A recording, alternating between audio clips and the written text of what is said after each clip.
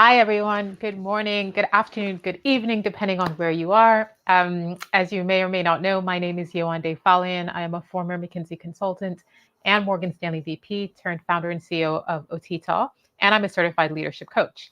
And at OTTAW, you may know that I work with my people, as I like to call them, who are serial high achievers. And at different levels, so from middle management all the way to CEO and executive level. And one of the things that I often hear people say is, I'm super frustrated. I know that I'm not achieving my potential, but I'm not quite sure what to do. Everything that I've done in the past just doesn't seem to be working anymore, or it's not working fast enough, right? That could apply to a lot of different things. But what I'm here to do today is focus on one specific area, and I'm here to share a potential amplifying thing that is so simple, but I guarantee it makes a huge difference. And this is something that I've seen make a huge difference for me personally in terms of amplifying my potential and achieving the things that I want consistently. And I've also seen it time and time again for my clients. And honestly, it's super simple, but we just don't do it.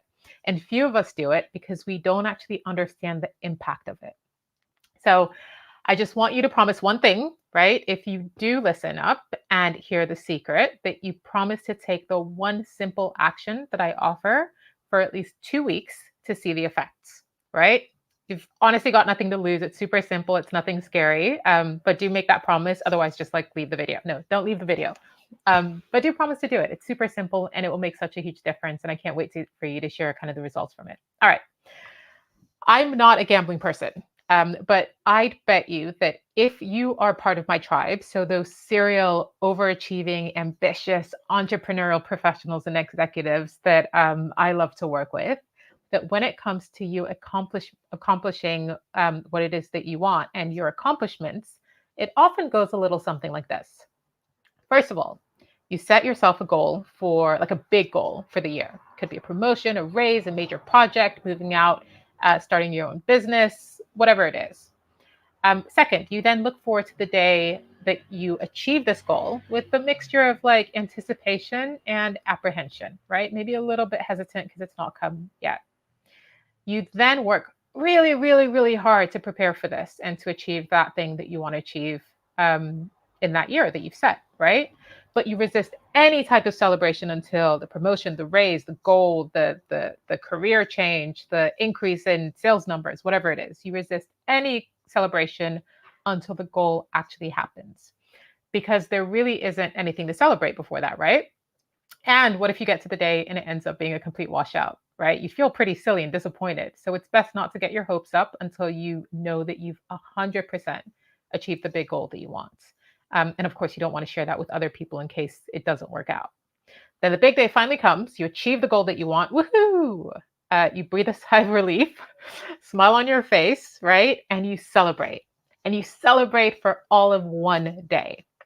Then you put it all behind you. You look forward to the next thing. And in another 365 days or so, you then celebrate again, hopefully your next goal. But hold on. The blood, sweat, and tears that you just put into achieving your goal surely deserves more than 24 hours, right? Okay, let's stretch it out into a full 48-hour weekend, but no more, right? We can't dwell in the past and we have to move forward to the next thing. As a side, if for some reason you don't achieve the goal, you go over your errors and your mistakes in your mind over and over and over again, beating yourself up about not achieving the thing that you wanted. And if you felt someone or something got in your way, you blame them, you feel frustrated. And that's kind of the way it goes. That's one approach. And if we're being honest, that's a very, very common approach that many of us take. If in doubt, pause and think about the last major accomplishment you achieved. What did your celebrations look like? And it makes sense, right? We often don't want to, again, celebrate too early for fear of missing out and not getting the thing that we want and then feeling really silly. Or when it is time to celebrate, we go, all right, I'll celebrate, but then it's over, right? I got to move forward. I got to keep going. Otherwise, I'm going to miss out on the next opportunity. Otherwise, I'm kind of resting on my laurels.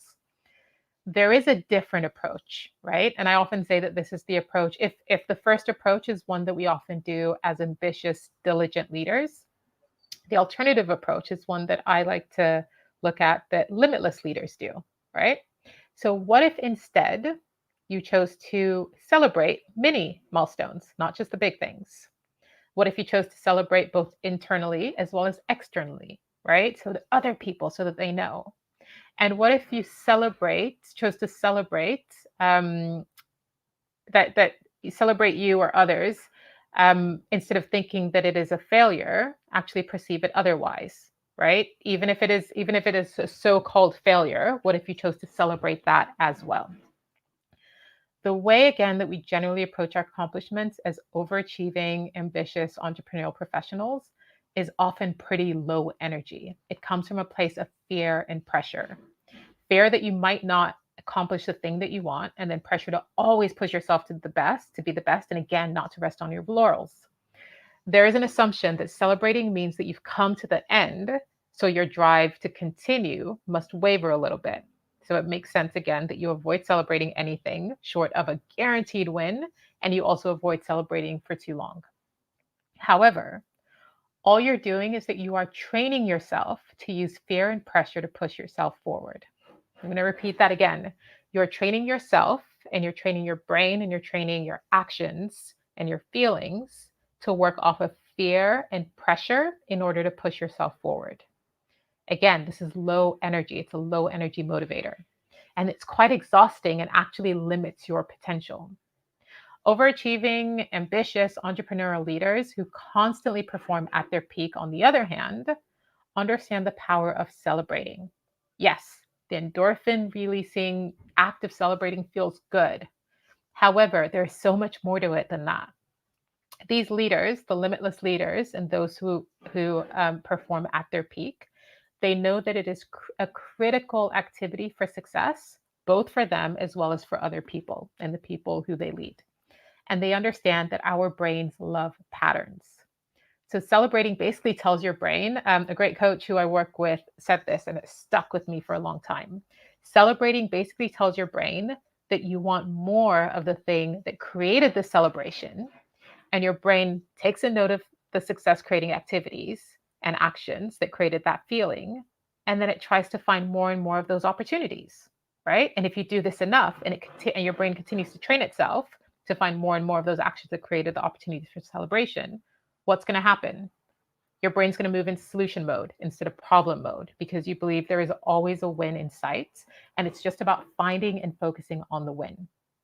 In addition, you build your bank of success, right? Your bank of success opportunities and ideas and events, which then inspire your future successes, and they motivate you during more challenging times.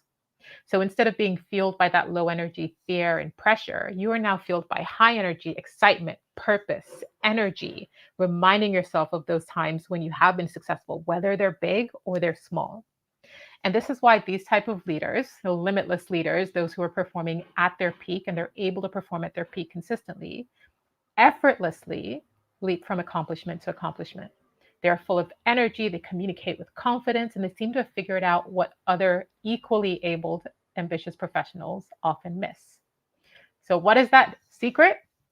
Celebrating, and not just any type of half-hearted, quick, delayed, basic celebrations. These are potential amplifying celebrations that train your brain to find those opportunities, to seek those opportunities, and to expect those opportunities. Okay, so not going to let you off the hook. Remember that simple action that you promised me that you would take if I shared the secret? It's really simple. The simple action, which I'd love you to commit to do, is to go out of your way today to celebrate, sorry, not today, for the next 2 weeks. Let's make it a little bit harder. Minimum today, but for the next 2 weeks. So go out of your way to celebrate something every single day over the next 2 weeks. And here are just a few tips to get you started. One, think about celebrating the mini milestones, right? Think about the things that you might not even consider a celebration. Share your celebration with other people. Celebrate other people's accomplishments, right? Because even that helps your brain, train your brain to go, oh, so doing that created that accomplishment. Interesting. I'll remember that for next time. Celebrate, and this is a big one, celebrate your failures. I put that in air quotes because for me personally, I don't believe anything is a failure. It truly is just an opportunity to either learn or to pivot. right? Or to do both, right? Failures give you insights into what you do next and potentially to pivot your plan. So celebrate the fact that you've learned something that can actually help amplify you and amplify your potential and your successes in the future. And pre-plan your celebrations. Tell yourself how you're going to celebrate, right? Well, tell yourself when you're going to celebrate. I'm going to celebrate when I get to this mini milestone, right? And then how you're going to celebrate and look forward to the win. I know what you might be thinking, but what if I have nothing to celebrate? If you truly believe that, then rewind this video by just a couple of minutes. I think you may have missed something. And if you still believe that you have nothing to celebrate, then just DM me with the word celebrate, and I can guarantee that I'll help you find loads of opportunities to celebrate. All right. If you want to easily and efficiently amplify your potential by recognizing and amplifying the wins in your life, but fear celebrating too early just in case it all falls apart or worry that you might lose some of your drive, then again, shoot me a DM with the word celebrate, let's chat, or head over to otitoleadership.com/clarity just to book some time with me so we can speak a little bit more. All right. I'm looking forward to hearing all about your celebrations. Share with me. I love celebrating with other people. Until then, stay well, stay healthy, stay energized, and stay focused.